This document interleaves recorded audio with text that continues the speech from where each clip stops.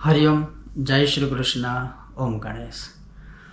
फिर से एक बार मैं अपेक्षा रखता हूँ कि आप सब और आप सबका परिवार ठीक होगा, स्वस्थ होगा और सुरक्षित होगा। इसी कामना के साथ हम शुरू करते हैं आज का हमारा विषय। और बहुत संक्षिप्त लेकिन बहुत ही उपयोगी विषय आज मैंने लिया है। जब भी अगर आप नया घर बनाने की या नया घर खरीदने की या खास करके उन लोगों के लिए जो संपूर्ण धरातल से नई जमीन लेकर उसके ऊपर जब आप नया घर बनाते हो तो उसके लिए जमीन कैसी होनी चाहिए, सिर्फ 2 श्लोक के माध्यम से शास्त्रों के कहे अनुसार मैं आपको सरल भाषा में समझा दूंगा कि अगर सिर्फ न केवल घर अपितु उसके ऊपर कोई व्यापार स्थल बनाना है, कोई कारखाने, कोई फैक्ट्री, कोई बिजनेस या ऑफिस कुछ भी बनाना है तो उसके लिए ज़मीन की पसंदगी, भूमि की पसंदगी कैसे करनी चाहिए, कैसे होनी चाहिए। मान लीजिए बताए अनुसार अगर वो भूमि नहीं है, वो ज़मीन नहीं है तो फिर उसका क्या उपाय है, क्या निवारण है, वो आज इस विषय में आपको मैं बताऊंगा। वीडियो शुरू करूं उससे पहले आप सबसे कहना चाहूँगा कि अगर आपको हमारा वीडियो पसंद आता है तो बिना भूले वीडियो को लाइक कीजिएगा, ज़्यादा से ज़्यादा शेयर कीजिएगा। अगर आप हमारे चैनल पर नए हो तो कोशिश कीजिए सब्सक्राइब करने की और जितना ज़्यादा हो सके सबके साथ साझा करने की कोशिश कीजिएगा। शुरू करते हैं आज का हमारा विषय। तो नए घर के लिए या नए व्यापार स्थल के लिए या कोई भी नई शुरुआत करनी है, नई जमीन, नई भूमि लेनी है तो वो भूमि कैसे होनी चाहिए। कई बार हमें ये होता है कि इतने सारे उपाय किए हैं, इतने सारे सभी प्रकार से प्रयत्न किए हैं, फिर भी कोई कहता है ना कि पहले हम पुराने घर में सुखी थे, नए घर में जाने के बाद दुखी हो गए, या पुराने घर में दुखी थे लेकिन नए घर में आने के बाद हमारा सब अच्छा होने लगा है। तो उसके पीछे क्या रीज़न होते हैं, क्या कारण होता है। तो शास्त्रों के अनुसार मैं आपको बता दूँ तो जब आप जमीन, भूमि की पसंदगी करते हो तो संस्कृत में लिखा है कि पूर्व प्लवा वृद्धिकारी, उत्तरा धनदा स्मृता, अर्थ क्षयकारी विद्यात्, पश्चिम प्लवनाम ततः दक्षिणा प्लवना पृथ्वी नराणाम मृतदा भवेत्, नराणाम मृतदा भवेत्, वारुणोच्च समायुक्त नीचा माहेंद्र संयुता। वैसे ये सारी चीज़ें होती है वो देश काल के अनुकूल या अनुरूप होती है, फिर भी कोशिश करनी चाहिए कि इसी प्रकार से ज़मीन अगर मिलती है तो इस प्रकार से लेने से क्या फ़ायदा या क्या नुकसान होता है।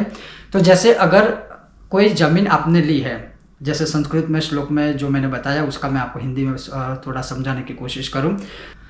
तो जैसे हिंदी में इसका अनुवाद है कि पूर्व प्लवा वृद्धिकारी, अर्थात पूरब की ओर अगर इसका ढलान होगा, मतलब पश्चिम का जो भाग होगा, मान लीजिए ये पश्चिम दिशा है और ऊपर का जो भाग है ऐसे होगा और उसकी जो ढलान है जैसे थोड़ा सा गड्ढा वो पूरब की ओर अगर होगा, ऐसी अगर जमीन होगी, ऐसी भूमि होगी तो वो समृद्धिकारी होगी, अर्थात आपके घर के लिए, आपके व्यापार के लिए वो उत्तर आपको प्रगति देगी, व्यापार में वृद्धि होगी और जीवन में बहुत सारी समृद्धि होगी। फिर से बता दूं कि जो ढलान है वो पूरब की ओर होगी, मतलब पश्चिम से लेकर ऐसे पूरब की ओर जाएगी। जमीन का जो भाग होगा वो ऐसे होगा, स्ट्रेट समतल नहीं होगा, ऐसे होगा।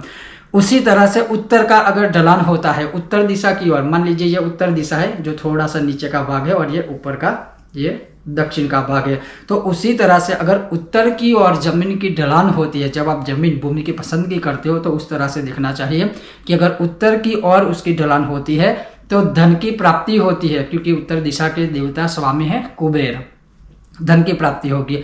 उसी प्रकार से जब पश्चिम की ओर अगर ढलान होगी, मान लीजिए ये पूरब दिशा है और ये जो ढलान वाला भाग है, गड्ढा वाला भाग है, खड्डे जैसा, वो होगा पश्चिम। तो अगर ऐसी जमीन अगर आप लेते हैं तो अर्थनाश, आपकी जो धन संपत्ति है उसका विनाश होगा।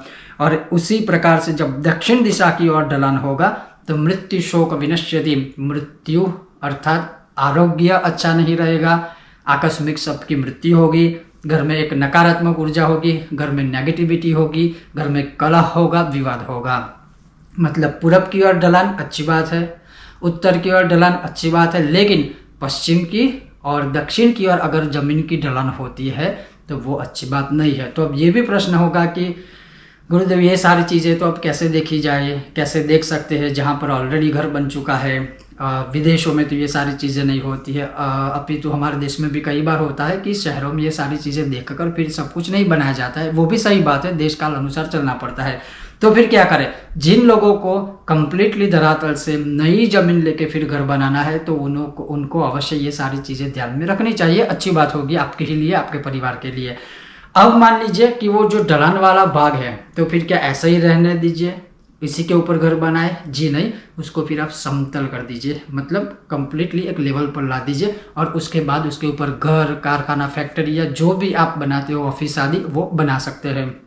मान लीजिए कोई ज़मीन ऐसी है जैसे दक्षिण की ओर मृत्युशोक वाली है, पश्चिम की ओर है, तो फिर क्या करें, तो उसका समतल बना के, लेवल बना के, फिर जब आप नए घर का खात मुहूर्त, मैं यहाँ वास्तु की बात नहीं कर रहा हूँ, जब भी नया घर का आरंभ करते हैं, नई कोई ज़मीन के ऊपर नया कुछ बनाते हैं तो उसका खात मुहूर्त किया जाता है। तो जब आप खात मुहूर्त करवाते हो उस समय पर जहाँ पर ढलान है, मैं यहाँ बात कर रहा हूँ पश्चिम दिशा के ढलान की और दक्षिण दिशा के ढलान की, जो अच्छा नहीं है, अशुभ माना गया है, तो फिर वो जो ढलान है, पश्चिम दिशा का जो ढलान है या दक्षिण दिशा का जो ढलान है, वहाँ पर पंचरत्न, पंचधातु या एक छोटा सा कॉपर का श्रीयंत्र गाड़ दीजिए। और ये एक नेचुरली चीज़ है, जब भी आप किसी विद्वान ब्राह्मण को बुलवा कर उनके द्वारा खात मुहूर्त आप करवाएंगे तब वो आपसे यह विधि करवाएंगे, उस दिन का सर्पमुख और सर्पपूछ आदि देखकर, खात मुहूर्त का मुहूर्त आदि देखकर, उसका एक एग्जैक्टली टाइमिंग पीरियड देखकर फिर आपके हाथों से वो पूजा करवाएंगे विद्वान ब्राह्मण। और उसी समय पर जैसे मैंने आपको जमीन बताई है, जो दिशा के अनुकूल बताई है, दिशा के अनुसार बताई है, उस दिशा में वो चीज़ आपके हाथों से गड़वा देंगे।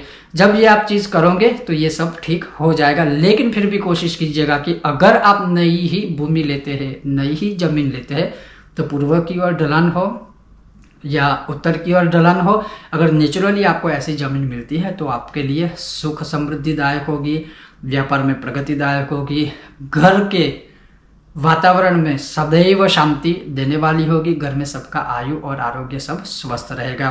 तो ये कुछ चीज़ थी जो 2-3 श्लोकों के माध्यम से सरलता से मैंने आपको समझाने की कोशिश की है।